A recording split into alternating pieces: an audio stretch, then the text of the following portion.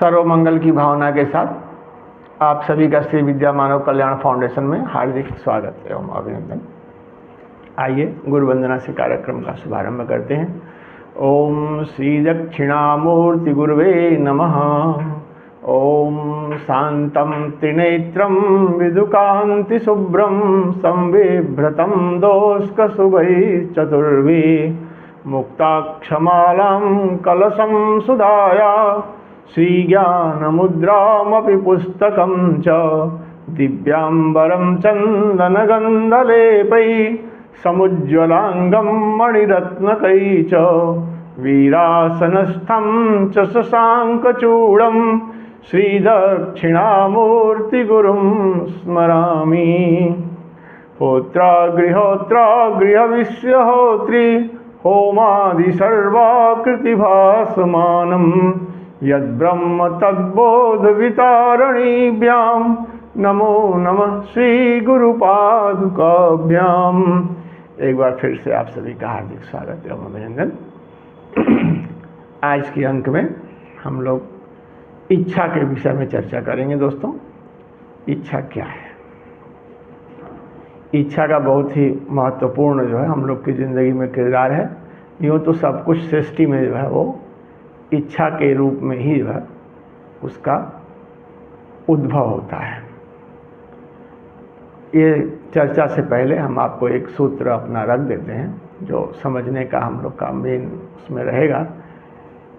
एको देव सर्वभूतेषु गूढ़ सर्वव्यापी सर्वभूतांतरात्मा कर्माध्यक्ष सर्वभूताधिवास साक्षी चेता केवलो निर्गुण। इसी के आलोक में हम लोग इच्छा को समझने का प्रयास करते हैं। इच्छा को हम लोग दो हिस्सों में विभक्त कर देते हैं ताकि ज़्यादा वीडियो भी लंबा ना हो और समझने में भी हम लोग को सुविधा हो। तो जो दो विभाग हैं, तो सर्वप्रथम जो विभाग है वो हम लोग दिव्य उसमें रखते हैं, यानी जो हमारा जो दिव्य स्वरूप है, मूल रूप जो है, उससे जो इच्छा उत्पन्न होती है उस दिव्य इच्छा को समझने का प्रयास करते हैं। और अगली कड़ी में हम लोग एक और जो इच्छा उत्पन्न होती है वो किस वजह से होती है, उसका क्या क्या सब प्रभाव होता है, इस पे चर्चा हम लोग कल के अंत में करेंगे। तो आइए पहले दिव्य इच्छा की ओर चलते हैं। जैसा कि हमने कहा कि हम सब जो है एक ही देवता के अंश हैं, उसी से हम लोग की उत्पत्ति हुई है, वही साक्षी भाव से हम लोग के अंदर बैठा हुआ है और उसके जो तेज है, जो निकल रहा है उसका तेज, उसी से निकले हुए हम लोग उसके अंश हैं। भगवान ने कहा मम तेजो अंश संभवा गीता में। और तो एक तो ये चीज़ हो गया कि हम सभी जो है, जो उत्पत्ति है हम सबका एक है, और जो जहाँ से उत्पत्ति हुई है उसकी जो इच्छा है वही हमारी भी इच्छा है, यानी हम सब एक दूसरे के पूरक हैं। ये अलग की बात है कि हम अपने आप को चाहे जिस भी वजह से थोड़ा पृथक महसूस करते हैं। तो दोस्तों आइए देखते हैं कि भगवान श्री कृष्ण ने गीता में क्या कहा है।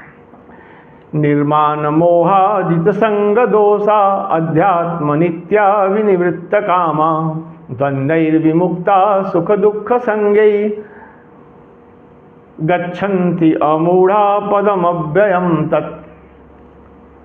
दोस्तों, भगवान ने गीता में कहा कि जिनकी कामना पूर्ण रूप से नष्ट हो गई है वो सुख दुख के द्वंद्व से ऊपर हो जाता है। यहाँ कामना से तो उत्पत्ति ही है, अतः कामना नष्ट होने का तो प्रश्न ही नहीं उठता है। यहाँ सवाल ये है कि वो जो मूल इच्छा है उसकी इच्छा से ही हम भाषित होते हैं और उसके गुणों से ही हम उत्पन्न हुए हैं। हमारी उत्पत्ति जो है उसी के गुण का वो है। तो जो रूप लेकर के हम आए हैं, यानी यदि हमको इस सृष्टि में, संसार में अपने को स्थापित करना है तो उसमें दो चीज़ है, एक तो है इच्छा, दूसरा वो गुण। और उसका तरीका क्या है, जो ब्रह्म का उद्घोष है, यानी एकोहम बहुश्यामा।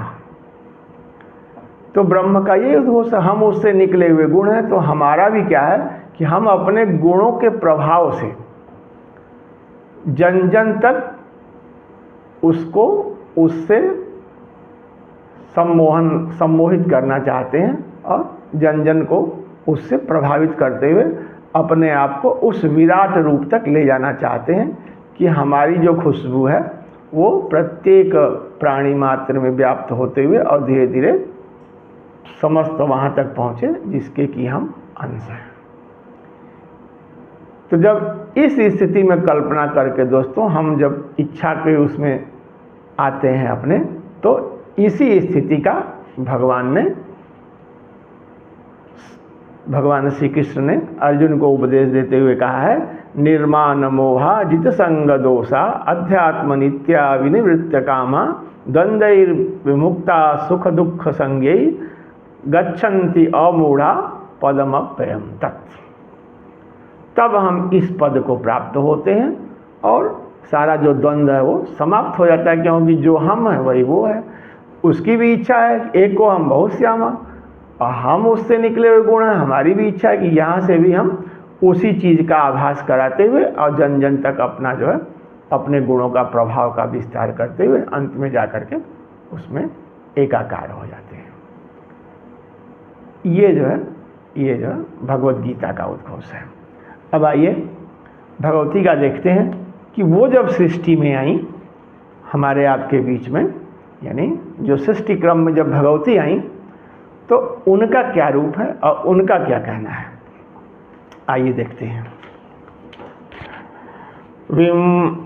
बिंबोष्ठीं शरदिंदु गौरवदनां रत्नादिभूषोज्ज्वलां विद्याछाब्जयुगांकितै भुजवरै संशोभितां त्र्यंबकां श्रीसंक्षोभणिकार्यमाख्यसहितां चार्वाकशास्त्रैयुतां साक्षात् श्री त्रिपुरां नमामि धरणी चक्रेश्वरीं मोहिनीं।